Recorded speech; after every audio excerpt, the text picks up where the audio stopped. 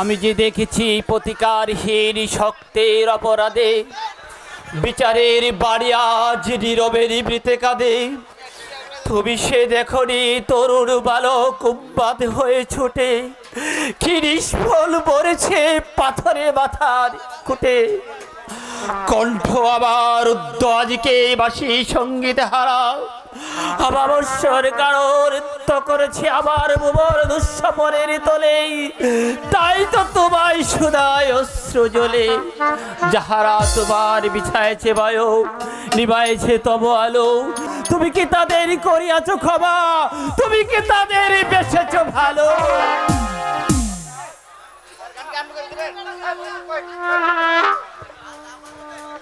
বড়দা, বড়দা। কে? ও বুলবুল, কিছু বলবি? তুমি চাকরি পাওনি তাই না বড়দা? চাকরি?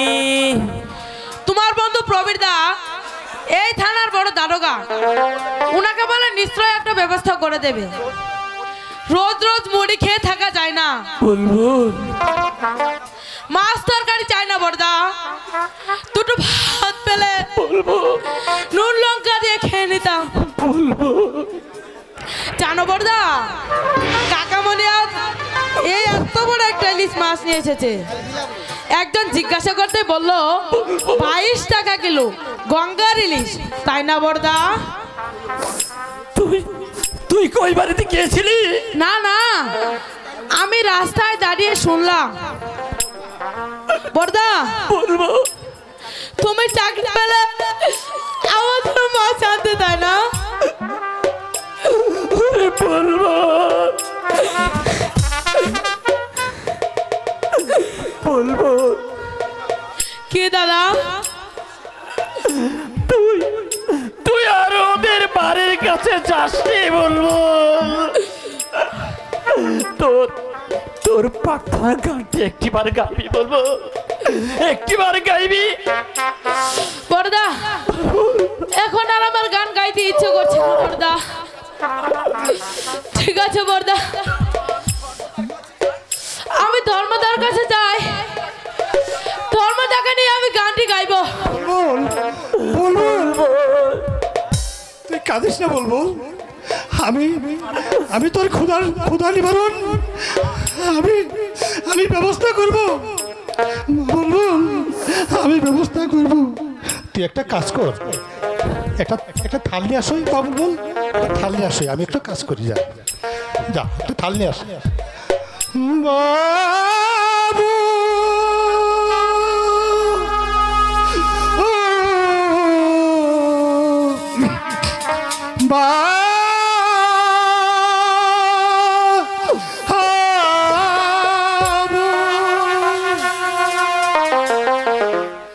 একটি পয়সা দাও গো বাবু, একটি পয়সা দাও বাবু, একটি পয়সা দাও বাবু, একটি পয়সা দাও বাবু, একটি পয়সা দাও বাবু, একটি পয়সা দাও, একটি পয়সা দাও গো বাবু, একটি পয়সা দাও বাবু, একটি পয়সা দাও বাবু, একটি পয়সা দাও। বলবো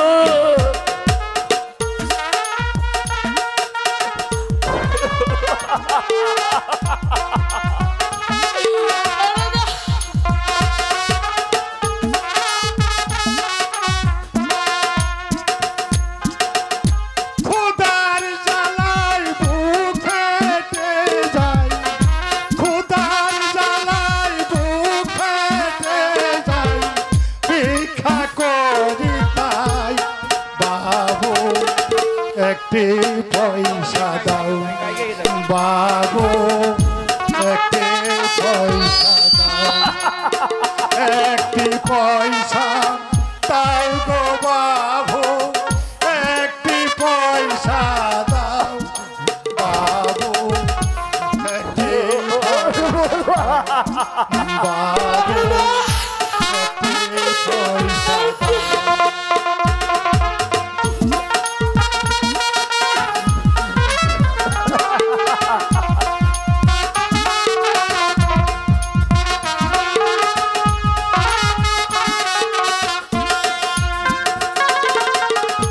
পিতা মাতা নাই রে ভবে আমার দুঃখকে বুঝিবে পিতা মাতা নাই রে ভবে ওদের দুঃখকে বুঝিবে খুদার জ্বালাই ভিক্ষা করি খুদার জ্বালাই ভিক্ষা করি ভাগ্য লেখা তাই বাবু একটি পয়সা দাও বাবু একটি পয়সা দাও একটি পয়সা দাও গো বাবু একটি পয়সা দাও বাবু একটি পয়সা দাও বাবু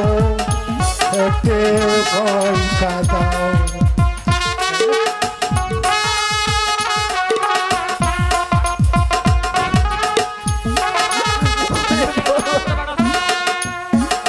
একটি পয়সা দাও গো বাবু একটি পয়সা দাও বাবু একটি পয়সা দাও বাবু একটি পয়সা দাও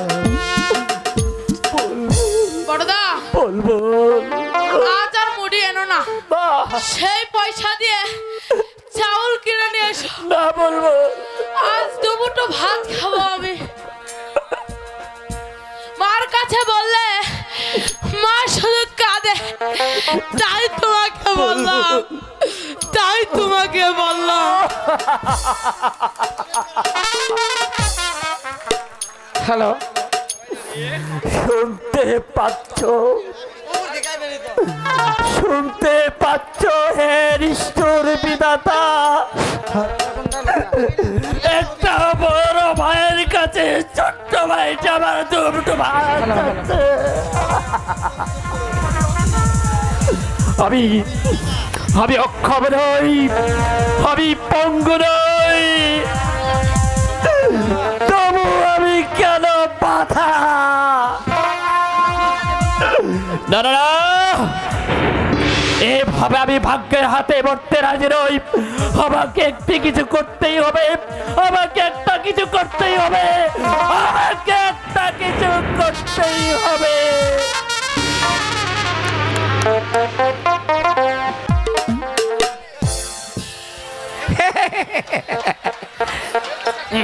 এই পোশাকে আপনাকে চমৎকার মানিয়েছে মাসিমা, ঠিক যেন দেবী অন্নপূর্ণা। ঠিক বলেছ তো বাবা। আপন গড বলছি, গয়না তো অনেকে মেয়েরাই পরে, সবারই কি মানায়? আমাকে একটা মিটিংয়ে যেতে হবে বাবা। কাল রাত্রে পাড়ার ছেলেরা বললো আমাকে নাকি হনারি সেক্রেটারি করেছে। অনাহারি সেক্রেটারি মানে? আরে কি জানি বাবা, কি আমি কি আর এত ইংরেজি বুঝি। বললো যে আমাকে নাকি অনারি সেক্রেটারি করেছে। হ্যালো ও আচ্ছা, অনাহারি সেক্রেটারি। তা ভালোই তো। এইসব ছেড়োয়াকে আপনারা যদি না যান তাহলে দেশের উন্নতি হবে কি করে?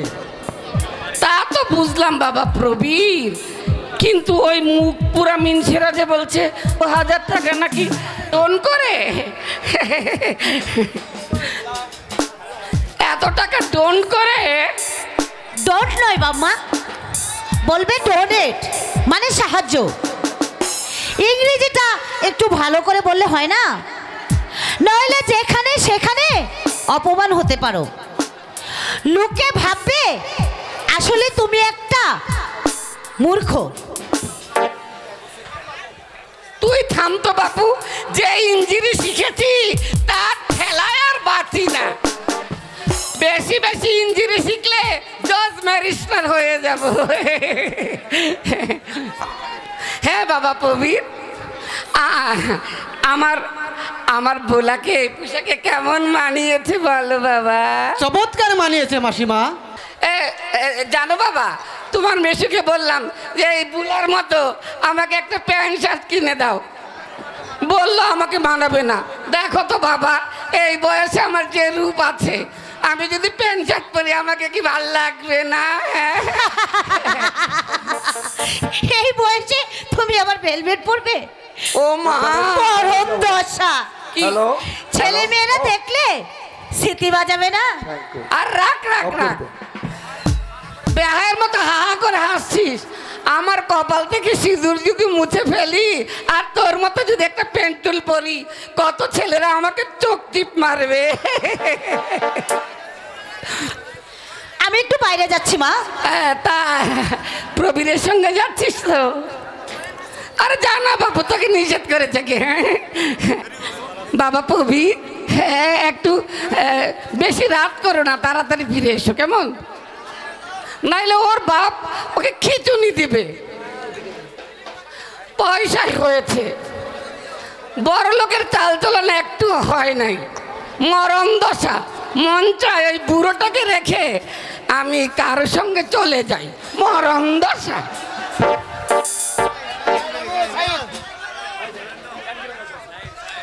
এই কি দেখছো এমন করে? তোমাকে। ও মা, এই 2 বছর দেখে তোমার বুঝি শখ মিটে নাই? সত্যি বলা, তোমাকে দেখে সত্যি আমার আশা মিটছে না। আমি তোমাকে একান্ত আপন করে পেতে চাই। ইচ্ছে করে তোমার ওই ফুলের মতো নরম দেহটাকে ভোলা। দাদা কিছু বলবে? ঘরে যা বলছি, তবু দাঁড়িয়ে আছিস? ওর সঙ্গে আমি একটু বেড়াতে যাচ্ছি। বেড়াতে যাচ্ছ তুমি এই পোশাকে? এই পোশাকটা অনেক মেয়েরাই পরে।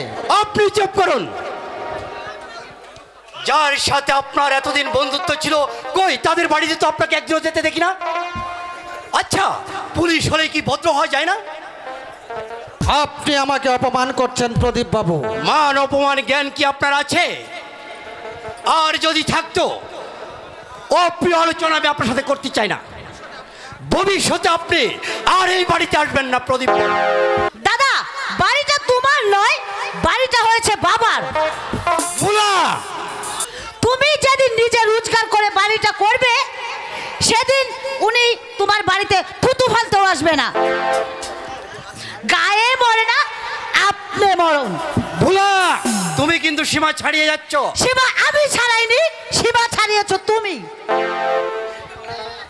ওর সঙ্গে বাবা আমার বিয়ে দেবে, কোন সাহসে ওকে তুমি অপমান করো? বিয়ে দিবে তোমাকে একটা পুলিশের সঙ্গে? কেন, পুলিশটা কি মানুষ নয়? নিশ্চয় মানুষ। এই এই সমাজেরই মানুষ, সৎ শিক্ষিত ভদ্র সন্তান। কিন্তু কিন্তু দুঃখের বিষয়, পুলিশের পোশাক গায়ে চড়ালেই তাদের মধ্যে মনুষ্যত্বের এক ফোঁটা চিনে ফোঁটাও থাকে না। প্রদীপ বাবু, ডোন্ট মাইন্ড প্রবীর বাবু, কথাটা অবশ্যই সৎ পুলিশের ক্ষেত্রে প্রযোজ্য নয়। সৎ প্রবৃত্তি সম্পূর্ণ পুলিশ অবশ্যই আছে, তাদের সংখ্যাটা এই হাতে গোনা যায়। ঘুষ আর ঘুষি এই দুটি হলেই ভালো পুলিশ হওয়া যায়, কিন্তু ভদ্রলোক হওয়া যায় না প্রবীর বাবু।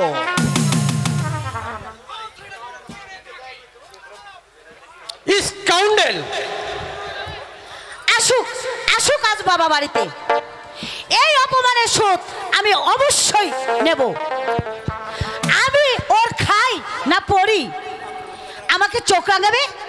আজ রাতে বাড়িতে না ফিরে তুমি তোমার দাদাকে প্রমাণ করে দাও। তুমি তোমার দাদাকে ভয় করো না। সেই প্রমাণ আমি নিশ্চয়ই করতে পারি, কিন্তু মাকে আমি কি বলবো? তুমি দেখছি এখনো নাবালিকাই রয়ে গেলে। আজ রাতে বাড়িতে না ফিরে মাকে এসে বলবে, তুমি বলবে এক বান্ধবীর বাড়িতে বেড়াতে গিয়েছিলাম, বান্ধবী কিছুতেই ছাড়লেন না, তাই বাধ্য হয়ে থাকতে হলো ওর বাড়িতে। তাই কাল সারা রাত ভাবনায় ঘুমই আসেনি মা। পুলিশের মাথায় এত বুদ্ধি? এই তুমি কিন্তু আমাকে পুলিশ বলবে না, আমি লোকাল থানার ওসি অফিসার ইনচার্জ। তুমি তুমি তুমি একটা পুলিশ নয়, তুমি একটা পুলিশ। তাহলে তুমি আমার প্রস্তাবে রাজি? ঠিক আছে মশাই, চিরদিনই তুমি যে আমার,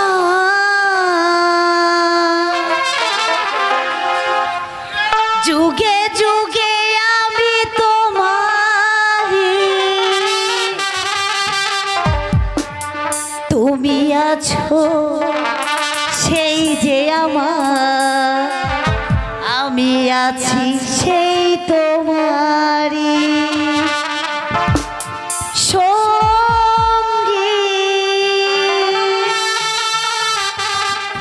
সঙ্গী। আমরা অমর সঙ্গী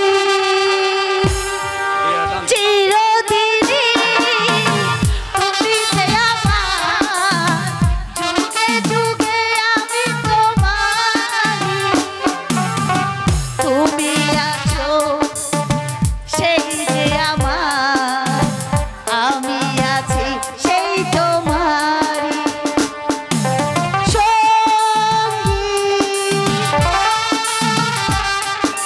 সঙ্গী। আমরা অমর সঙ্গী।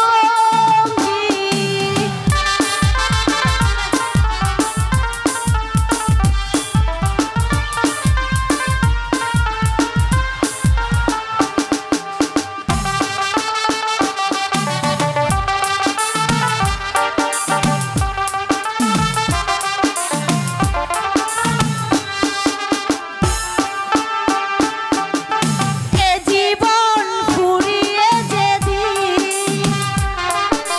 পাবো এক নতুন জীবন, সেদিনও হব একাকার, দুজনা এই দুটি মন।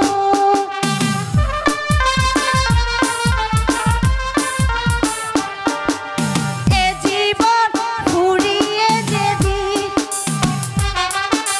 পাবো এক নতুন জীবন, সেদিনও হব একাকার, দুজনা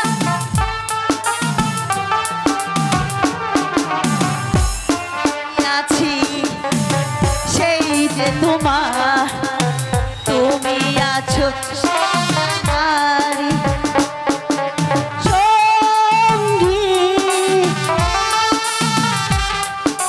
সঙ্গী।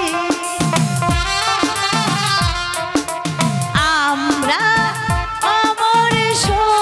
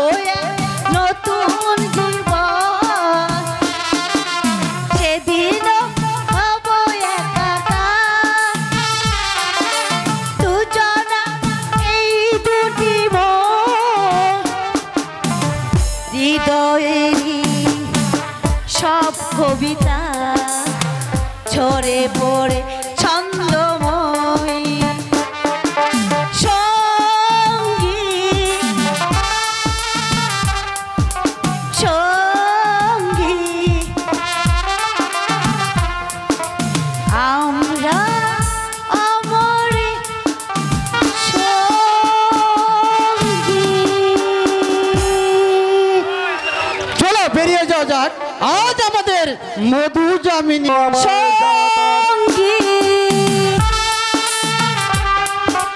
সঙ্গী আমরা আমার সঙ্গী এবার জানো অমরেন্দ্র শ্বশুর আব্বা নমস্কার। আদাব বাবাজি। জানো অমরেন্দ্র নতুন কোম্পানির নাম দিয়ে এলাম পমেলা এন্টারপ্রাইজ, সেটা তোমার শাশুড়ির নামে করে এলাম। মার নামে করলেন কেন? আপনার মেয়ে অর্থাৎ হরিমতি এন্টারপ্রাইজ নাম দিতে তো পারতেন।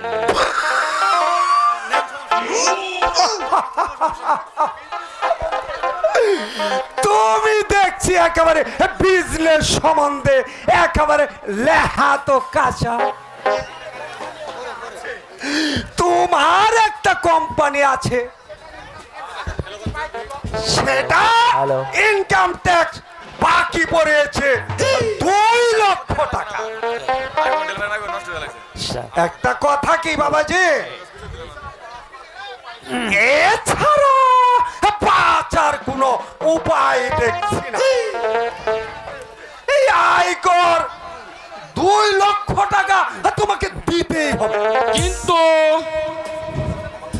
2.5-3 মাসের মধ্যে আয়কর অফিসে একটি টাকাও দাওনি।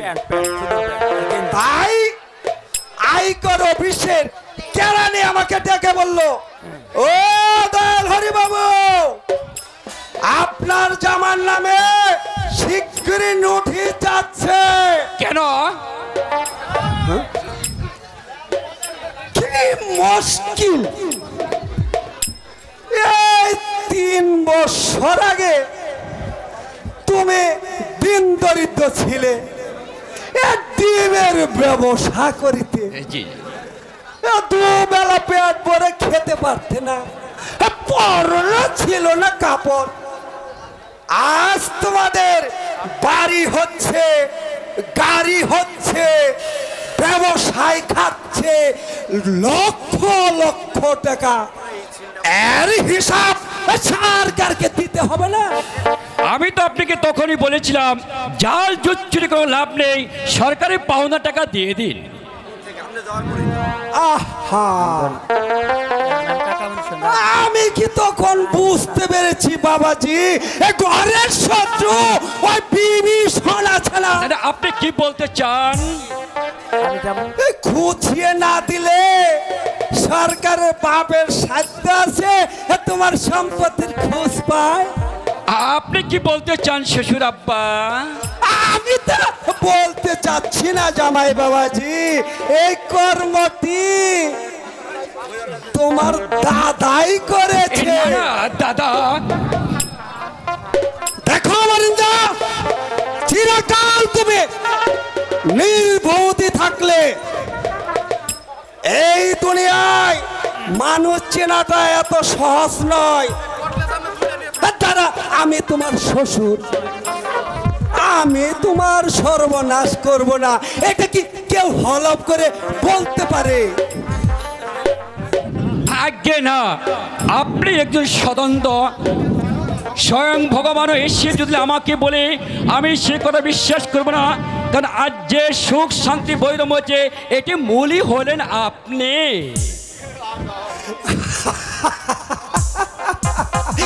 আমি আর কি বাবাজি,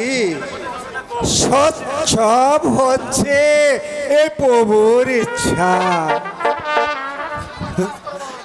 এক কাজ করে বাবাজি, তোমার কোম্পানিটা বন্ধ করে দাও, আর ওই বাড়িটা আর তোমার মারে আমার নামে একেবারে বেয়ানামা করে দাও। নইলে আয়কর থেকে তুমি কিছুতেই রেহাই পাবে। কিন্তু আপনার নামে বেনামা করলে আমি যদি তোমার বাড়ি দখল করে নেই,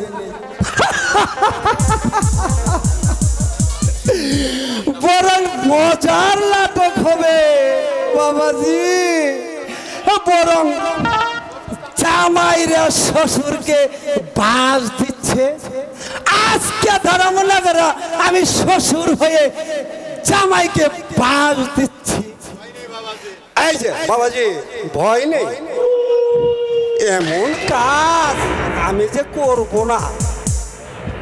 ঠিক আছে, যা ভালো হয় আপনি তাই করুন, এতে আমার আর কোনো বলার কিছু নেই। তবে আগামীকালে রেজিস্ট্রি করে ফেলি।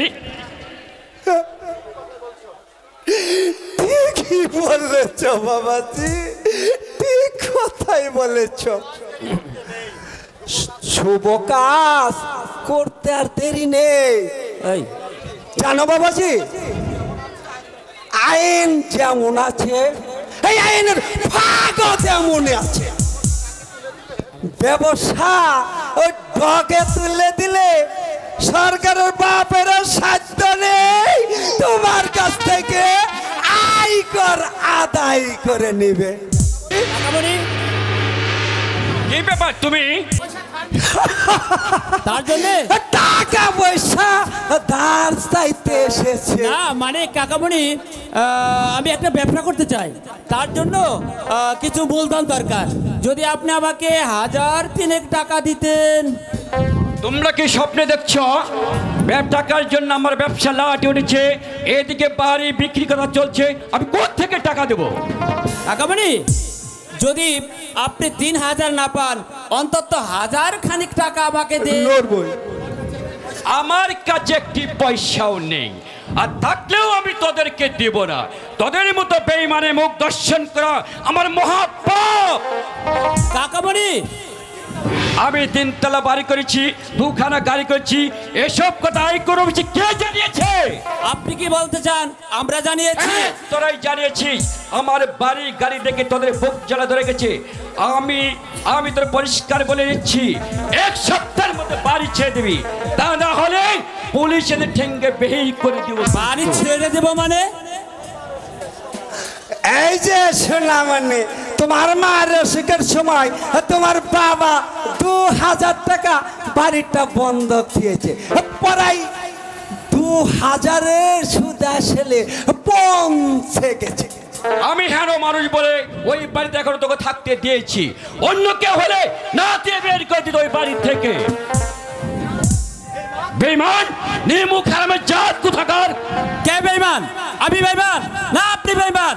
শিবাজি, বাবার ভালো মানুষের সুযোগ নিয়ে যে চরম বিশ্বাসঘাতক আপনি করেছেন এই পৃথিবীর ইতিহাসে তা একটিও মিলে না। শিবাজি, আমার যদি সহস্র কণ্ঠ থাকতো, সহস্র কণ্ঠ আমি চিৎকার করে বলতাম, আপনি চোর, আপনি বিশ্বাসঘাতক বেঈমান, আপনি চোর। শিবাজি, বাজি, ছুচু, এতবার স্পর্ধা আমাকে বলে চোর? আপনি আমাকে মারলেন কাকা বাবু? আর শুধু জ্বর মেরেছি, আবার যদি কোনো অশালীন কথা শুনতে পাই, জুতিয়ে সোজা করে দেবো। কিন্তু এতবার স্পর্ধা যে আমাকে বলে চোর, জানতে ফেলবো। কিন্তু এই যে লেখাপড়াটাই শিখেছ, গুরুজনকে মান্য করা শিখো নেই, এমন লেখাপড়ার মূল্য নেই, বুঝলে?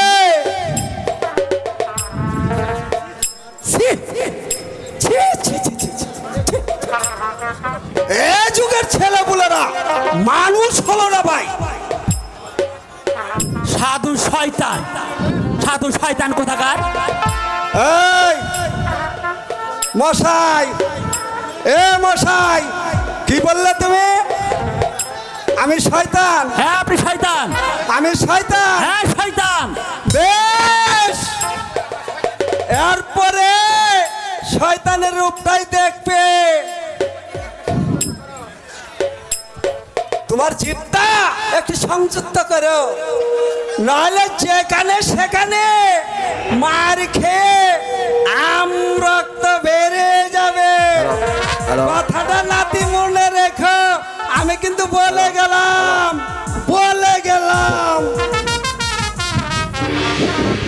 একটা জুচ্চুর আমাকে বলে ভাদ্র হও শাহবাদ শিখো সারা চোর কোথাকার।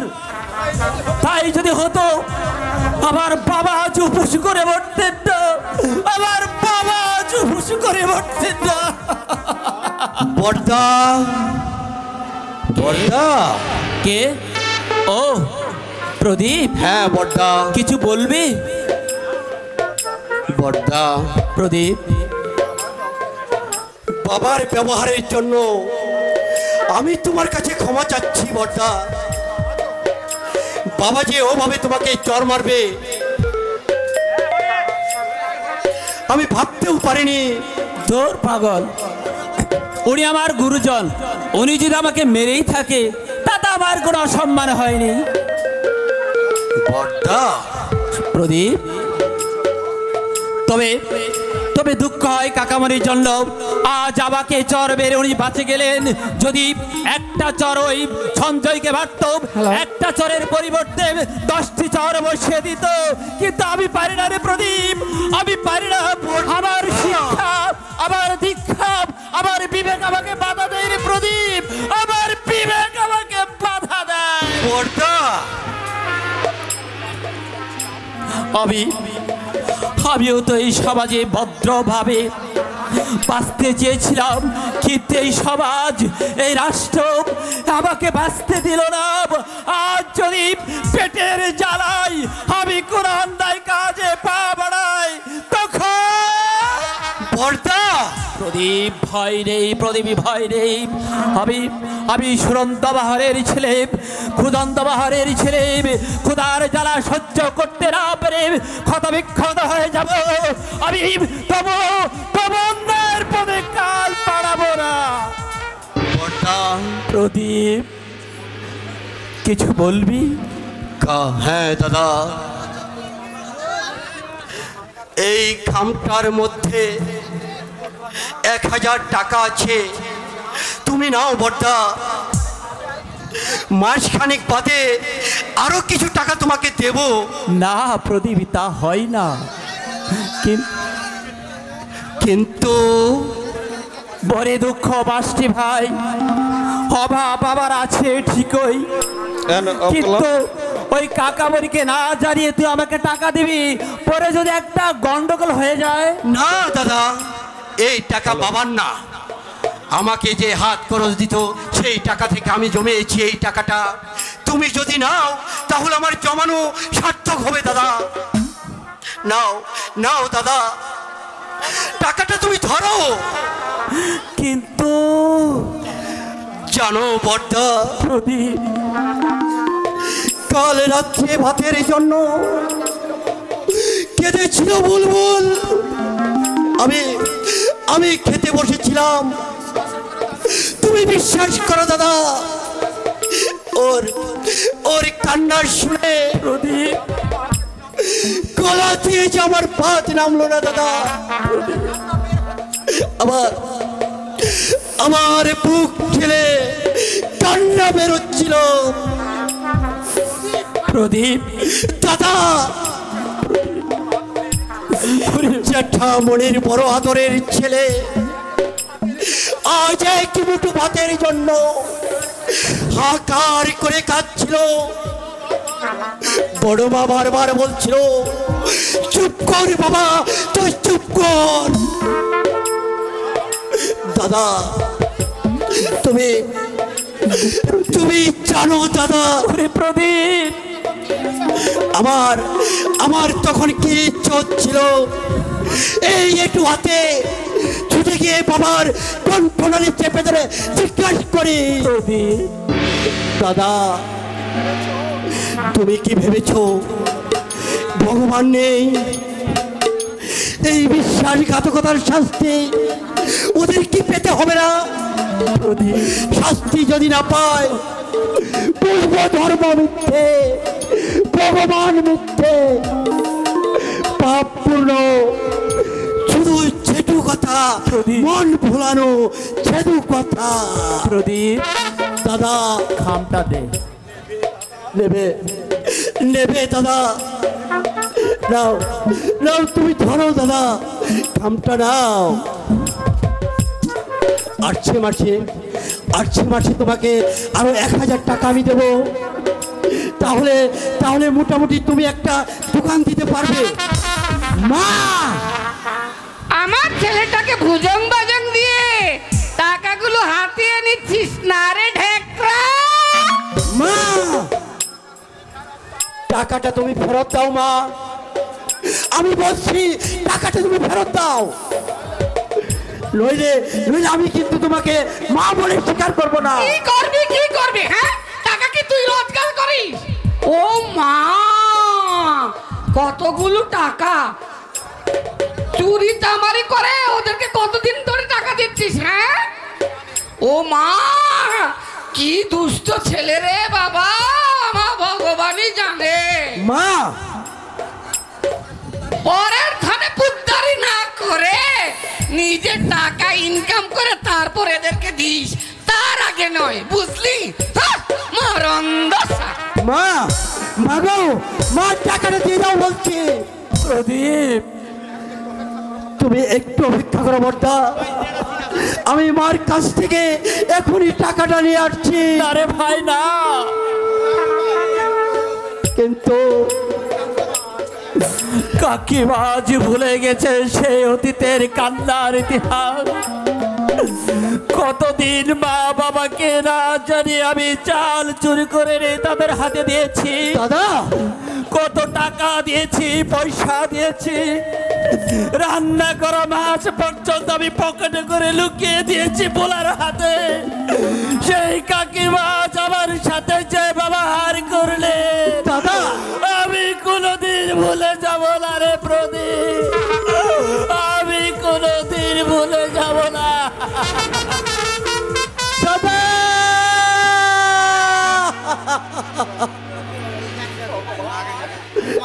ভগবান, ভগবান নেই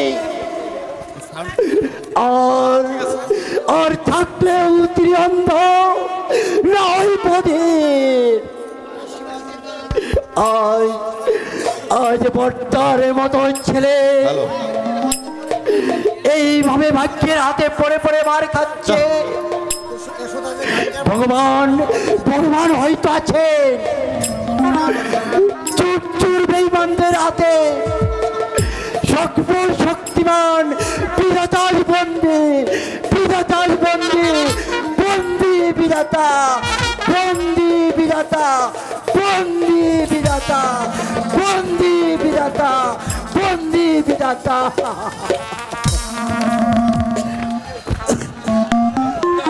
আন্তরিক অভিনন্দন জানাচ্ছি। বাবা যে তোমার সঙ্গে সুধার বিয়ের প্রস্তাব করবেন এই আমি ভাবতেই পারিনি। তোমার বোনের মত আছে কিনা? আরে রাখো তোমার বোনের মত, ওর আমার মত কিসের? আমরা যা বলবো মুখ বুঝে ওকে তাই মেনে নিতে হবে।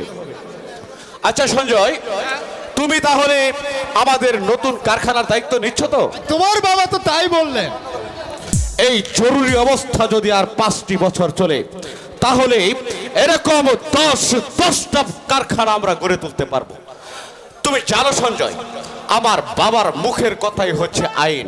মন্ত্রীরা পর্যন্ত আমার বাবার কথায় উঠে এবং বসে। এই 3-4 মাসে সেটাই আমি ভালোভাবে উপলব্ধি করেছি। আমার উচিত ছিল আরো কিছুদিন আগে তোমার বাবার সঙ্গে সাক্ষাৎ করা। দেশের কাজে যে এত আনন্দ।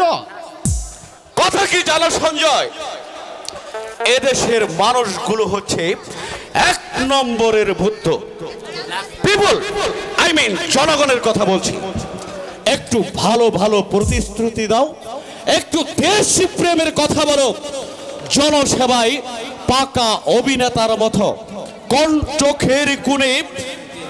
চোখের কোণে জল এনে কণ্ঠে করুণ সুর জড়িয়ে তাদের দরদি বন্ধু সাজো, দেখবে একদম জলে গল হয়ে গেছে। আমি একবার বাড়ি যাব ভাবছি। কেন? তোমার বাবা যে প্রস্তাবটা দিলেন সেই সম্বন্ধে কোনো প্রয়োজন নেই। কিন্তু রবি, ডোন্ট বি ইমোশনাল সঞ্জয়। স্পর্শকাতরতা মধ্যবিত্ত সমাজ জীবনের একটা জীবন্ত অভিশাপ। রবি, তোমার দাদাকে আমার বাবা অনেক সাধ্য সাধনা করেছেন, কিন্তু শালা সোয়ার কি বাচ্চা ওই শিবাজি সেনের মেরুদণ্ড আমি চিরদিনের মতো একেবারে ভেঙে দেব। শালা বাবার মুখের উপর বলে কিনা লক্ষ লক্ষ সর্বহারাকে বঞ্চিত করে গাড়ি বাড়ি করেছেন আপনি। শালা সোয়ারকে বাচ্চার এত বড় বুকের পাঠা। কিন্তু রবি, আমি তোমাকে স্পষ্ট জানিয়ে দিচ্ছি সঞ্জয়, ওই শিবাজি সেনের সঙ্গে আমার কোনো আপোষ নেই। আমি ওকে বুঝিয়ে দেব যে বাবার মুখের কথাই হচ্ছে আইন। পুলিশ বাহিনী থেকে শুরু করে মন্ত্রীরা পর্যন্ত যার কথায় উঠা বসা করে তার বিরুদ্ধে যা আচরণ করবে তার ভবিষ্যৎ হবে একেবারে অন্ধকার। আমার বাবা হচ্ছেন ঋষিকল্প মানুষ, দেশ সেবায় তার জীবনের ব্রত। কাশ্মীর থেকে কন্যাকুমারী পর্যন্ত সারা দেশের মানুষ শ্রদ্ধার সঙ্গে যার নাম উচ্চারণ করে তাকে যে অসম্মান করবে তাকে আমি কোনোদিন ক্ষমা করবো না, কোনোদিন ক্ষমা করব না। একদিকে অর্থ মান প্রতিপত্তি, অন্যদিকে হতাশার দারিদ্র অজ্ঞামান। একদিকে অপসী পেটে দিনগত পাপ ক্ষয়, অন্যদিকে গাড়ি বাড়ি সামাজিক মর্যাদা। না, সুযোগের সদ্ব্যবহার করাই বুদ্ধিমানের কাজ। বিবেকের করে তালা বন্ধ করে অর্থ আমাকে উদ্ধার করতেই হবে। ভাগ্যের দোহাই দিয়ে পরে পরে মার খাওয়ার মতো আমি নই। না নেবা।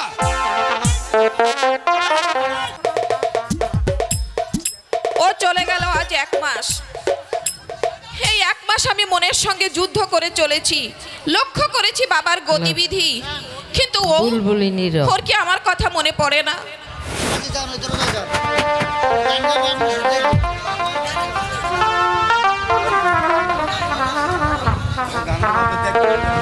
বুলবুলি নীরব নারে জীবনে ঝরা বন গোলাপের বিলাপ শোনে, বুলবুলি নীরব নার্গিস বনে ঝরা বন গোলাপের বিলাপ শোনে, বুলবুলি নীরব নার্গিস বনে।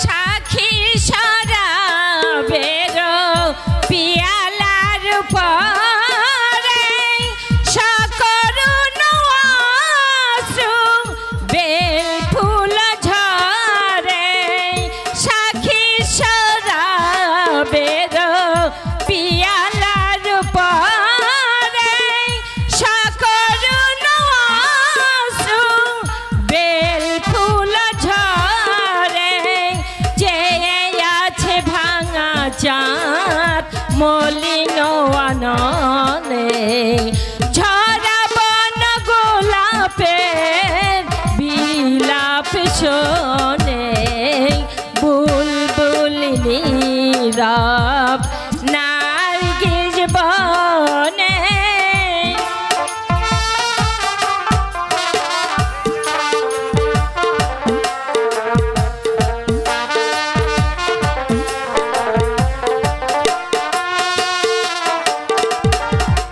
উদাসীন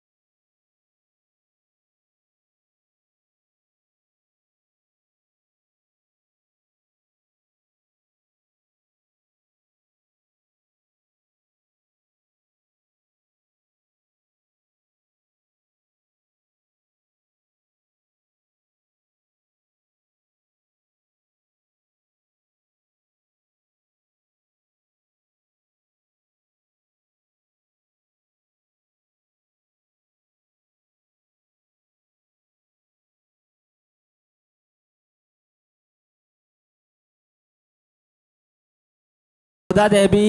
কে? ও মাস্টার মশাই, আপনি কখন এলেন? বসুন না, বসুন বসুন। হে কি চেহারা হয়েছে আপনার মাস্টার মশাই? সুধাদি, সন্ধ্যার সমুদ্রে ঝড় উঠেছে সুধা দেবী, পালে বাতাস নেই। এমন অবস্থায় একটা মাঝির বনের অবস্থা কেমন থাকতে পারে তা নিশ্চয় আপনি অনুমান করতে পারবেন। আপনি বসুন, আমি একটু চা নিয়ে আসি। ধন্যবাদ।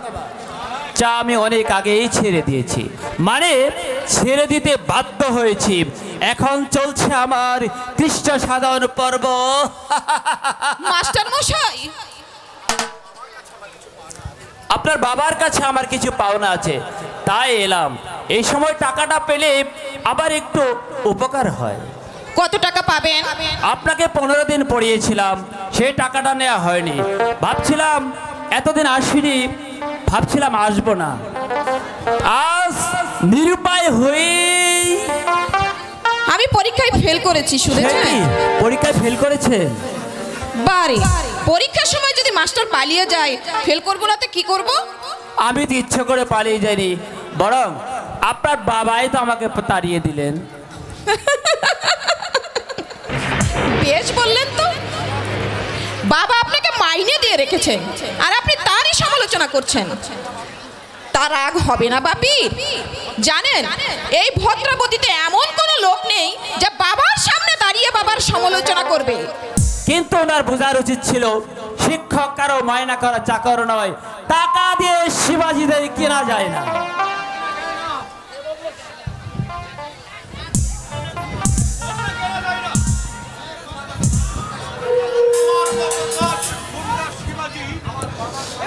আমার বাবার পায়ে দুবেলা তেল মাখাচ্ছে, আর তুমি তো একটা তুচ্ছ মাত্র। টাকা দিলে আকাশের চাঁদটাও পাওয়া যায়। দাদা, এতক্ষণ দাঁড়িয়ে এই হারামির বাচ্চার কথাগুলো শুনছিলাম। এইসব দালালদের জন্যই দেশের উন্নতি হচ্ছে না। আমরা চেষ্টা করছি দেশটাকে এগিয়ে নিয়ে যেতে, আর এই হারামির বাচ্চারা কায়েমি স্বার্থ বজায় রাখতে চায়। তুমি কিন্তু সৌজন্য শালীনতার গণ্ডি ছাড়ে যাচ্ছ রবি। কারো পায়ে পা দিয়ে ঝগড়া করার প্রবৃত্তি আমার নেই। হাতে ক্ষমা দেবে যে স্বৈরাচার স্বৈরাচার তোমরা চালাচ্ছ, মহাকালীর ইতিহাসে তা অক্ষর অক্ষর লেখা থাকবে। ইতিহাস? হ্যাঁ রবি, ইতিহাস। সেই ইতিহাসের নাম হচ্ছে জনগণের আদালত। জনতার আদালতে তোমাদের বিচার হবে। ক্ষমতার অপব্যবহার, স্বজন দূষণ, কোটি কোটি মানুষকে টাকা নিয়ে ছিনিমিনি খেলাম, মানুষের বাক শক্তি কেড়ে নেওয়া, এর প্রত্যেকটা কাজের কৈফিয়ত তোমাদের একদিন না একদিন দিতেই হবে। সে কৈফিয়ত নেবে কে? তুমি? আপনার সাথে আমি তর্ক করতে চাই না, আমার কিছু পাওনা আছে, দিলে খুব উপকার হয়।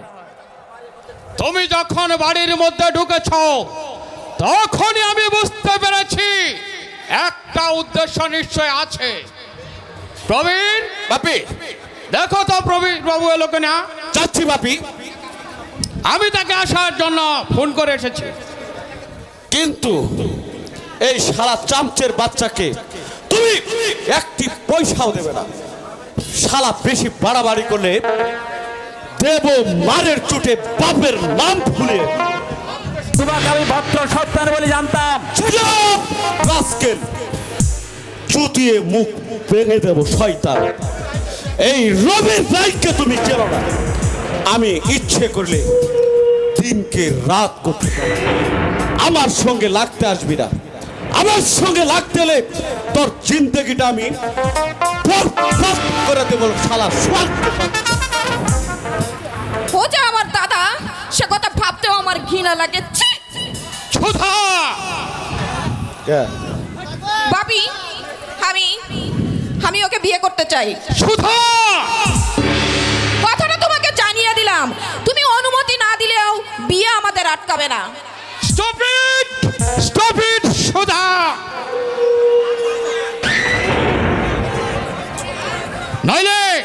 নইলে আমি কিন্তু কঠোর হতে বাধ্য হব। আপনাকে ব্যক্তি স্বাধীনতা বিশ্বাস বলে জানতাম। তুমি চুপ করো লম্পট। তুমি মনে রেখো, যে আগুন নিয়ে তুমি খেলা করতে চাইছো, তোমাকে আমি এমন শিক্ষা দেব যে জীবনে আর কোনোদিন মেরুদণ্ড সোজা করে দাঁড়াতে পারবে না। আমার টাকাটা? টাকা? তোকে তোকে আমি একটি পয়সাও দেব না। দেখে তুই আমাকে কি করতে পারিস। যদি মিছে ফাঁস গলায় পড়ে তোকে আমি ফাঁসির কাস্টে ঝুলাতে না পারি, তাহলে বৃথায় আমার নাম পঙ্কজ রায়। চলি সুধা দেবী, তোমার বাবা আমার টাকাটা দিলেন না। দাঁড়াও সুধা, আমিও যাব তোমার সঙ্গে। আমার সঙ্গে? হ্যাঁ। কোথায়? তোমার বাড়িতে। তোমার কি মাথা খারাপ হয়েছে সুধা? বাড়ি বলতে দুখানা ভাঙ্গা ঘর, তবু কাকা বাড়ির কাছে বন্ধক দেওয়া সহ্য করতে পারবে না তুমি? দারিদ্রের অসহনীয় যন্ত্রণা। তবু আমি যাব তোমার সঙ্গে। প্লিজ প্লিজ সুধা, জীবনটা নাটক নয়, কঠোর বাস্তব। আমার পরিবেশ তোমার কাছে নরক যন্ত্রণা বলে মনে হবে। না, তোমার কোনো কথাই আমি শুনতে চাই না, আমি যাবই। আমরা দুবেলা পেট ভরে খেতে পাই না, আমিও আধ পেটা খেয়ে থাকবো। আবার অনুরোধ সুধা, তোমার এই সংকল্প তুমি ত্যাগ করো। আমি তোমাকে স্নেহ করি বলেই। শুধু স্নেহ করো, আর কিছু না? আর বলো বলো, চুপ করে গেলে কেন? তোমার অবচেতন মনে কোনো দিন কোনো স্বপ্ন কি জাগেনি? কোনো নিরালা নিশীতে তোমার মনের ভিতরের যে আয়নাটা আছে, সেখানে কি আমার ছবি ভেসে ওঠেনি? বলো, চুপ করে থেকো না, বলো ভেসে ওঠেনি, বলো। উঠেছে সুধা, তোমার কথা সর্বক্ষণ আমার মনে প্রাণে জেগে উঠেছে, কিন্তু দারিদ্র আমার কণ্ঠনালী চেপে ধরে বলছে এই যে অন্যায়। একটা সুখের পরিবেশ থেকে একটা মেয়েকে ছিনে নেওয়া যে মহাপাপ। থাক, আমার আর কিছু জানবার নেই, চলো। কিন্তু